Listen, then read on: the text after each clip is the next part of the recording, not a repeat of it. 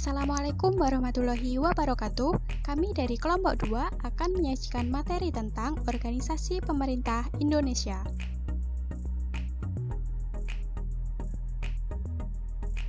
Berikut ini anggota kelompok kami. Yang pertama, Arum Ramadhani, NPM 112. Yang kedua, Putri Farnisa Wahida, NPM 117. Yang ketiga, Lulu Deswa Fitriah, NPM 119. Dan yang terakhir, Fatma Yunita Aprilia, NPM 122. Definisi negara dan pemerintah. Negara adalah sekumpulan orang yang menempati wilayah tertentu dan diorganisasi oleh pemerintah negara yang sah, yang umumnya mempunyai kedaulatan, yaitu kedaulatan keluar dan ke dalam. Menurut Profesor Supomo, ada 3 teori tentang pengertian negara. Yang pertama, teori perseorangan, menyatakan bahwa negara adalah suatu masyarakat hukum yang disusun berdasarkan perjanjian antar individu yang menjadi anggota masyarakat. Yang kedua, ada teori golongan, menyatakan bahwa negara adalah alat dari suatu golongan yang mempunyai kedudukan ekonomi yang paling kuat untuk menindas golongan lain yang kedudukan ekonominya lebih lemah. Yang ketiga, teori integralistik, bahwa negara adalah susunan masyarakat yang integral, yang erat antara semua golongan, semua bagian dari seluruh anggota masyarakat merupakan persatuan masyarakat yang organis. Pengertian negara dapat ditinjau dari 4 sudut, yaitu yang pertama, negara sebagai organisasi kekuasaan, yang kedua, negara sebagai organisasi politik, yang ketiga, negara sebagai organisasi kesusilaan, dan yang keempat, negara sebagai integrasi antara pemerintah dan rakyat. Sedangkan kata pemerintah didefinisikan sebagai sistem menjalankan wewenang dan kekuasaan mengatur kehidupan sosial, ekonomi, dan politik suatu negara atau bagian-bagiannya atau sekelompok orang yang secara bersama-sama memikul tanggung jawab terbatas untuk menggunakan kekuasaan. Komponen negara. Yang pertama ada penduduk. Penduduk merupakan warga negara yang memiliki tempat tinggal dan juga memiliki kesepakatan diri untuk bersatu. Sedangkan warga negara adalah pribumi atau penduduk asli Indonesia dan penduduk negara lain yang sedang berada di Indonesia untuk tujuan tertentu. Yang kedua, wilayah. Wilayah adalah daerah tertentu yang dikuasai atau menjadi teritorial dari sebuah kedaulatan. Wilayah adalah salah satu unsur pembentuk negara yang paling utama. Wilayah terdiri dari darat, udara, dan juga laut. Yang ketiga ada pemerintah. Pemerintah merupakan unsur yang memegang kekuasaan untuk menjalankan roda pemerintahan. Yang keempat ada kedaulatan. Kedaulatan adalah kekuasaan tertinggi yang untuk membuat undang-undang dan melaksanakannya dengan semua cara. Di samping ketiga unsur pokok atau unsur konstitutif, masih ada unsur tambahan atau unsur deklaratif, yaitu berupa pengakuan dari negara lain. Saya Fatma Yunita Aprilia, NPM 19013010122 akan menjelaskan tentang sistem pemerintahan.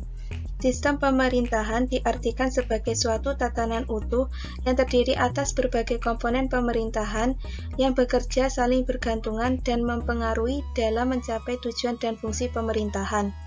Sehingga dapat disimpulkan bahwa sistem pemerintahan negara menggambarkan adanya lembaga-lembaga negara, hubungan antar lembaga negara, dan bekerjanya lembaga negara dalam mencapai tujuan pemerintahan negara yang bersangkutan. Organisasi sistem pemerintahan negara dibedakan menjadi 2, yaitu 1. Organisasi pemerintahan dalam garis horizontal. Menurut konsep Trias Politika, kekuasaan di dalam negara dapat dibagi menjadi 3 cabang kekuasaan utama, yaitu kekuasaan legislatif, eksekutif, dan yudikatif. 2. Organisasi pemerintahan dalam garis vertikal.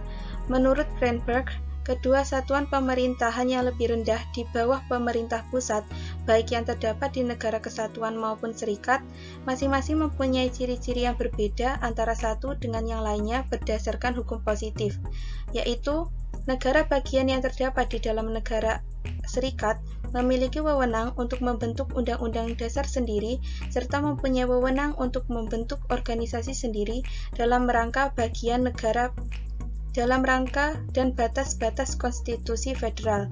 Sedangkan dalam negara kesatuan organisasi, bagian-bagian negara atau pemerintah daerah secara garis besar telah ditetapkan oleh pembentuk undang-undang pusat. Dalam negara federal atau serikat, wewenang membentuk undang-undang pusat untuk bidang tertentu telah diperinci satu persatu dalam konstitusi federal.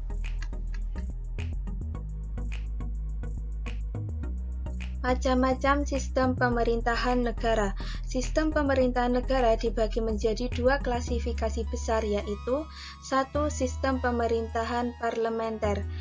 Pada prinsipnya, sistem pemerintahan parlementer menitikberatkan pada hubungan antara organ negara pemegang kekuasaan eksekutif dan legislatif. Sistem ini merupakan sisa-sisa peninggalan sistem pemerintahan dalam arti paling luas, yakni monarki. Dikatakan demikian karena kepala negara atau apapun sebutannya mempunyai kedudukan yang tidak dapat diganggu-gugat, sedangkan penyelenggara pemerintah sehari-hari diserahkan kepada menteri. 2. Sistem pemerintahan presidensial. Dalam sistem pemerintahan presidensial, badan eksekutif dan legislatif memiliki kedudukan yang independen. Kedua badan tersebut tidak berhubungan secara langsung seperti dalam sistem pemerintahan parlementer. Mereka dipilih oleh rakyat secara terpisah. Sistem pemerintahan Indonesia menurut Konstitusi RIS. Sistem pemerintahan Indonesia menurut Konstitusi RIS adalah sistem pemerintahan parlementer yang tidak murni. Pasal 118 Konstitusi RIS antara lain, Presiden tidak dapat diganggu-gugat, Menteri-menteri bertanggung jawab atas keseluruhan kebijaksanaan pemerintah. Ketentuan pasal tersebut menunjukkan bahwa RIS mempergunakan sistem pertanggungjawaban menteri. Menurut Undang-Undang Dasar Sementara 1950, Undang-Undang Dasar Sementara 1950 masih tetap mempergunakan bentuk sistem pemerintahan seperti yang diatur dalam Konstitusi RIS.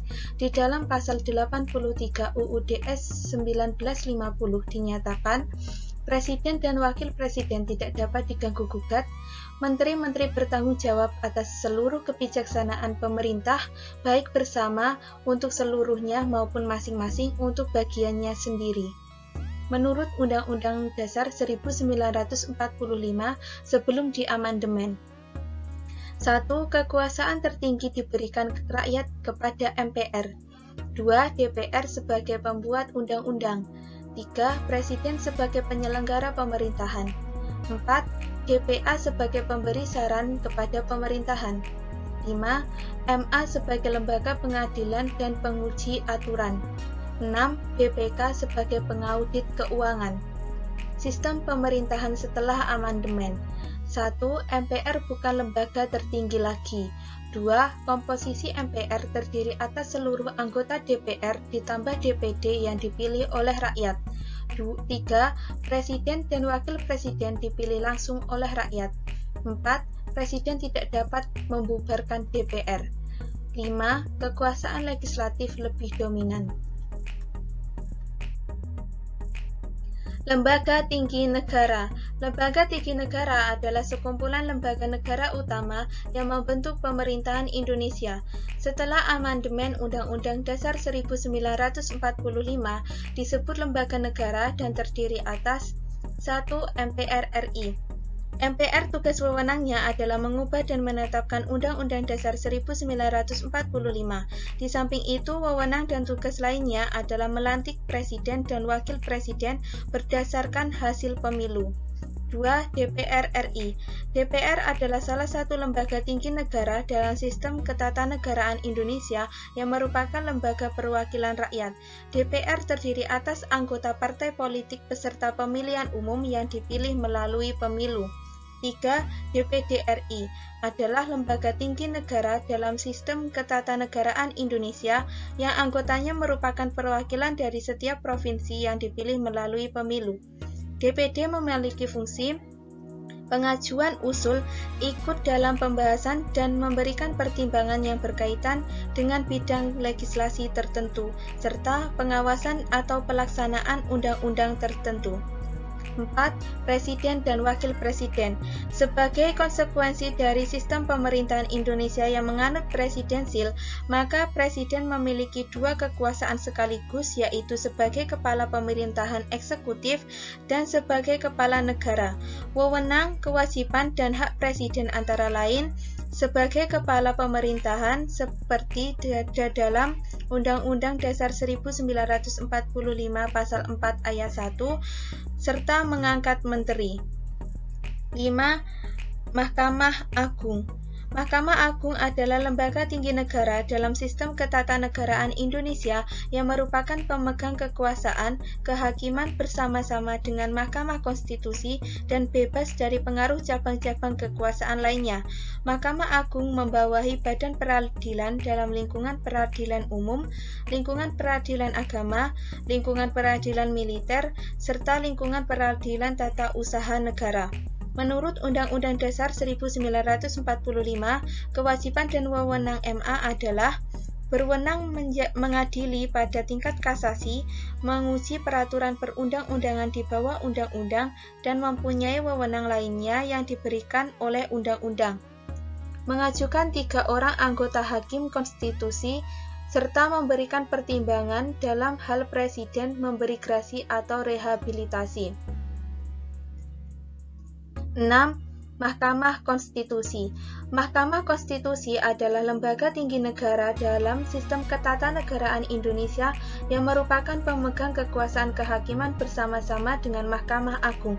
Pasal 24 ayat 2 Undang-Undang Dasar 1945 menyatakan kekuasaan kehakiman dilakukan oleh sebuah Mahkamah Agung dan badan peradilan yang berada di bawahnya dalam lingkungan peradilan umum, lingkungan peradilan agama, lingkungan peradilan militer, serta lingkungan peradilan tata usaha negara oleh sebuah Mahkamah Konstitusi. Dengan demikian, Mahkamah Konstitusi adalah suatu lembaga peradilan sebagai cabang kekuasaan yudikatif yang mengadili perkara-perkara tertentu yang menjadi kewenangannya berdasarkan ketentuan Undang-Undang Dasar 1945. 7. BPK. BPK adalah lembaga tinggi negara dalam sistem ketatanegaraan Indonesia yang memiliki wewenang memeriksa, pengelolaan, dan tanggung jawab keuangan negara. Menurut Undang-Undang Dasar 1945, BPK merupakan lembaga yang bebas dan mandiri. Anggota BPK dipilih oleh Dewan Perwakilan Rakyat dengan memperhatikan pertimbangan Dewan Perwakilan Daerah dan diresmikan oleh Presiden. Hasil pemeriksaan keuangan negara diserahkan kepada DPR, DPD, dan DPRD. 8. Komisi Yudisial. Komisi Yudisial adalah lembaga negara yang dibentuk berdasarkan Undang-Undang Nomor 22 Tahun 2004 yang berfungsi mengawasi perilaku hakim dan mengusulkan nama calon hakim agung. Komisi Yudisial berwenang mengusulkan pengangkatan hakim agung dan wewenang lain dalam rangka menjaga dan menegakkan kehormatan, keluhuran martabat, serta perilaku hakim.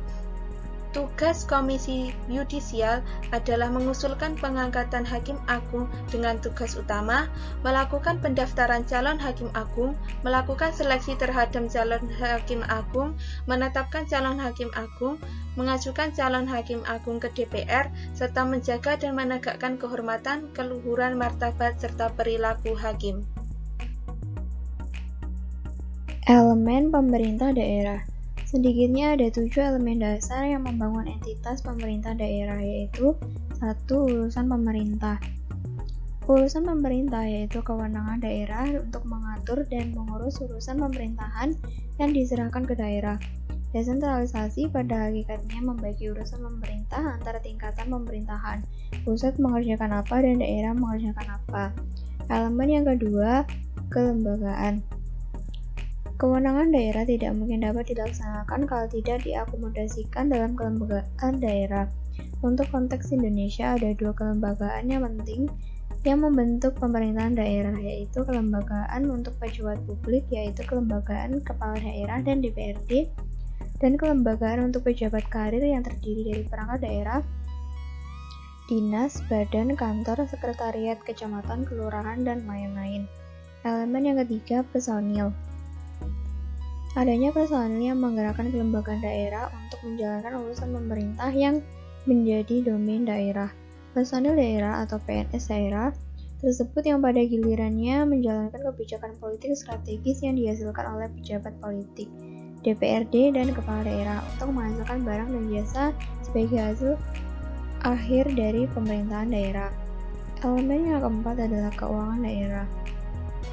Keuangan daerah adalah sebagai konsekuensi dari adanya urusan pemerintahan yang diserahkan kepada daerah. Hal tersebut sesuai dengan prinsip money follows function. Daerah harus diberikan sumber-sumber keuangan baik yang bersumber pada pajak dan retribusi daerah maupun bersumber dari dana perimbangan yang diberikan ke daerah. Adanya sumber keuangan yang memadai akan memungkinkan daerah untuk melaksanakan urusan pemerintahan yang diserahkan kepada daerah. Elemen yang kelima adalah perwakilan daerah. Perwakilan daerah secara filosofis rakyat yang mempunyai otonomi daerah tersebut, namun secara praktis adalah tidak mungkin masyarakat untuk memerintah bersama. Untuk itu maka dilakukan pemilihan wakil-wakil rakyat untuk menjalankan mandat rakyat dan mendapatkan legitimasi untuk bertindak atas nama rakyat daerah.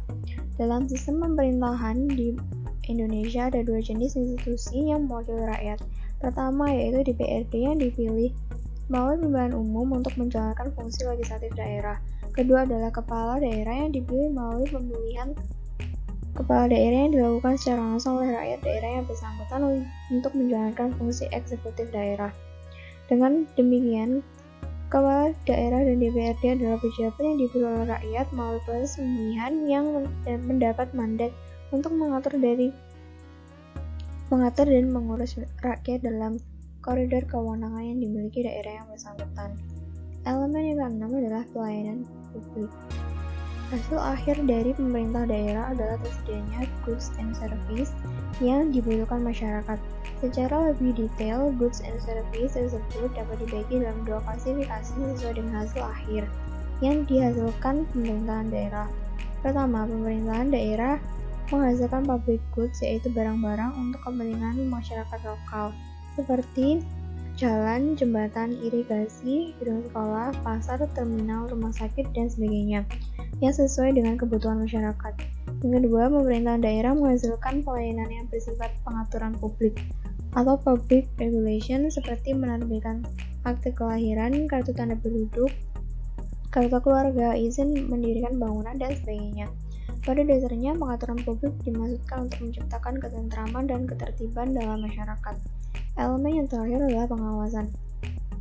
Argumen dari pengawasan adalah adanya kecenderungan penyalahgunaan kekuasaan sebagaimana adagium dari Lord Acton yang mengatakan bahwa power tends to corrupt and absolute power will corrupt absolutely.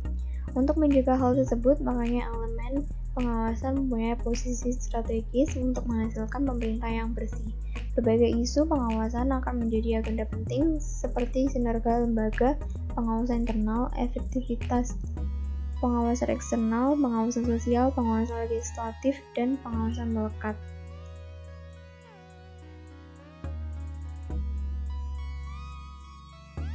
Saya Putri Vanessa Waidah, NPM 117. Di sini, saya akan menjelaskan hubungan antara pemerintah pusat dan pemerintah daerah. Jadi, hubungan antara pemerintah pusat dan daerah ini dapat dilihat dari adanya kebijakan desentralisasi, yaitu kebijakan yang memberi kewenangan kepada daerah untuk mengatur daerahnya dengan tanggung jawab akhir menjadi tanggung jawab pemerintah pusat. Peran pemerintah pusat ini kebanyakan bersifat untuk menentukan kebijakan makro, melakukan pengawasan, melakukan evaluasi, dan pemberdayaan. Sedangkan peran daerah ini lebih banyak pada tata pelaksanaan otonomi tersebut. Hubungan antara pemerintah pusat dan pemerintah daerah meliputi 4 bagian, yaitu yang pertama, hubungan wewenang. Yang kedua, hubungan dalam bidang keuangan. Yang ketiga, hubungan dalam bidang pelayanan umum. Dan yang keempat, hubungan dalam bidang pemanfaatan sumber daya alam dan sumber daya yang lain. Hubungan wewenang. Hubungan wewenang antara pemerintah pusat dan pemerintah daerah dibagi menjadi 5 bagian. Pertama, berdasarkan pembagian urusan pemerintahan. Dalam hal ini, pembagian urusan pemerintahan di Indonesia dibagi menjadi 3 kategori. Pertama, urusan pemerintahan yang dilaksanakan oleh pemerintah pusat. Kedua, urusan pemerintahan yang dilaksanakan oleh pemerintah provinsi. Dan yang ketiga, urusan pemerintahan yang dilaksanakan oleh pemerintah kabupaten atau kota. Yang kedua yaitu ada kriteria pembagian urusan antar pemerintah daerah provinsi atau kabupaten atau kota. Ada 3 kriteria dalam hal ini. Yang pertama yaitu eksternalitas. Eksternalitas adalah pendekatan yang mempertimbangkan dampak yang timbul dari penyelenggaraan urusan pemerintah. Apabila dampak yang timbul bersifat lokal, maka urusan pemerintahan menjadi kewenangan kabupaten atau kota. Jika dampak yang timbul bersifat regional, maka akan menjadi kewenangan provinsi. Dan jika bersifat nasional, maka menjadi kewenangan pemerintah pusat. Kriteria yang kedua yaitu akuntabilitas. Akuntabilitas adalah pendekatan yang mempertimbangkan tingkat pemerintahan yang lebih dekat dengan dampak dari urusan yang ditangani. Kriteria yang ketiga yaitu efisiensi. Efisiensi ini adalah pendekatan yang mempertimbangkan adanya sumber daya untuk mendapatkan ketepatan, kepastian, dan kecepatan hasil yang harus dicapai. Pembagian urusan pemerintah ini harus disesuaikan dengan memperhatikan ruang lingkup wilayah beroperasinya bagian urusan pemerintah tersebut. Selanjutnya yang ketiga, ada urusan pemerintah yang menjadi urusan pempus. Dalam hal ini, urusan pemerintahan terdiri atas urusan yang sepenuhnya menjadi kewenangan pemerintah dan urusan yang dibagi bersama antar tingkatan pemerintah. Untuk urusan pemerintahan yang sepenuhnya menjadi urusan pemerintah meliputi politik luar negeri, pertahanan, keamanan, justisi, moneter dan fiskal nasional, serta agama. Sedangkan untuk urusan pemerintahan yang dibagi bersama antar tingkatan pemerintah adalah semua urusan pemerintahan di luar urusan pempus, seperti pendidikan, kesehatan, pekerjaan umum, lingkungan hidup, dan lainnya. Yang keempat yaitu berdasarkan penyelenggaraan urusan pemerintahan. Jadi dalam menyelenggarakan 6 urusan pemerintahan yang telah disebutkan sebelumnya, pemerintah dapat menyelenggarakan sendiri. Yang kedua, dapat melimpahkan sebagian urusan pemerintahan kepada wakil pemerintah di daerah tersebut. Dan pemerintah juga dapat menugaskan kepada pemerintahan daerah atau desa. Sedangkan penyelenggaraan di luar 6 urusan pemerintahan, pemerintah dapat menyelenggarakan sendiri sebagian urusan pemerintahan atau melimpahkan sebagian urusan kepada pemerintah di daerah tersebut atau menugaskan sebagian urusan kepada pemerintah daerah atau desa berdasarkan asas tugas pembantuan. Kemudian yang kelima yaitu berdasarkan urusan pemerintah yang menjadi kewenangan Pemda. Dalam hal ini ada beberapa kriterianya. Yang pertama yaitu urusan wajib.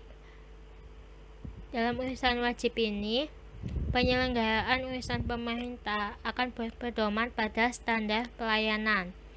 Urusan wajib menurut Undang-Undang Nomor 32 Tahun 2004 adalah urusan yang berkaitan dengan hak dan pelayanan warga negara, seperti perlindungan hak konstitusional, pendidikan dasar, kesehatan, dan pemenuhan kebutuhan hidup minimal. Sedangkan urusan pilihan adalah urusan untuk pemerintah daerah provinsi dan daerah kabupaten atau kota, yang meliputi urusan berpotensi untuk meningkatkan kesejahteraan masyarakat. Adapun yang termasuk urusan pilihan menurut Peraturan Pemerintah Nomor 38 Tahun 2007 ini, contohnya kelautan dan perikanan, pertanian, kehutanan, perdagangan, industri, dan lainnya. Selanjutnya ada hubungan dalam bidang keuangan, yang meliputi hubungan keuangan antara pemerintahan pusat dan pemerintah daerah, dan hubungan keuangan antar pemerintahan daerah. Dalam hubungan keuangan antara pemerintahan pusat dan pemerintahan daerah itu meliputi yang pertama, pemberian sumber keuangan untuk menyelenggarakan urusan pemerintahan yang menjadi kewenangan pemerintah daerah. Yang kedua, adanya pengalokasian dana perimbangan kepada pemerintah daerah. Dan yang ketiga, pemberian pinjaman atau hibah kepada pemerintah daerah. Sedangkan dalam hubungan keuangan antar pemerintahan daerah ini meliputi yang pertama, bagi hasil pajak dan non-pajak antara pemerintah daerah provinsi dan pemerintah daerah kabupaten atau kota. Yang kedua, pendanaan urusan pemerintahan menjadi tanggung jawab bersama. Dan yang ketiga, adanya pembiayaan bersama atas kerjasama antar daerah. Dan yang keempat, adanya pinjaman atau hibah antar pemerintah daerah. Selanjutnya, ada hubungan dalam bidang pelayanan umum, yang meliputi hubungan antara pemerintahan pusat dan pemerintahan daerah atau vertikal, dan hubungan antar pemerintahan daerah atau horizontal. Pada hubungan vertikal ini meliputi yang pertama, kewenangan, tanggung jawab, dan penentuan standar pelayanan minimal. Yang kedua, adanya pengalokasian pendanaan pelayanan umum yang menjadi kewenangan daerah. Dan yang ketiga, adanya fasilitas pelaksanaan kerjasama antar pemerintah daerah dalam menyelenggarakan pelayanan umum. Dalam hubungan horizontal, meliputi yang pertama, pelaksanaan bidang pelayanan umum menjadi kewenangan daerah. Yang kedua, kerjasama antar pemerintah daerah dalam penyelenggaraan pelayanan umum. Dan yang ketiga, adanya pengelolaan perizinan bersama dalam bidang pelayanan umum. Yang terakhir, ada hubungan dalam bidang pemanfaatan sumber daya alam dan sumber daya lainnya, yang terdiri dari hubungan vertikal dan hubungan horizontal. Dalam hubungan antara pemerintah pusat dan pemerintah daerah atau hubungan vertikal ini meliputi pertama, adanya kewenangan, tanggung jawab, pemanfaatan dan pelestarian sumber daya alam secara bersama. Dan yang kedua, adanya bagi hasil atas pemanfaatan sumber daya alam dan sumber daya lainnya. Dan yang ketiga, adanya penyelesaian lingkungan dari tata ruang serta rehabilitas lahan.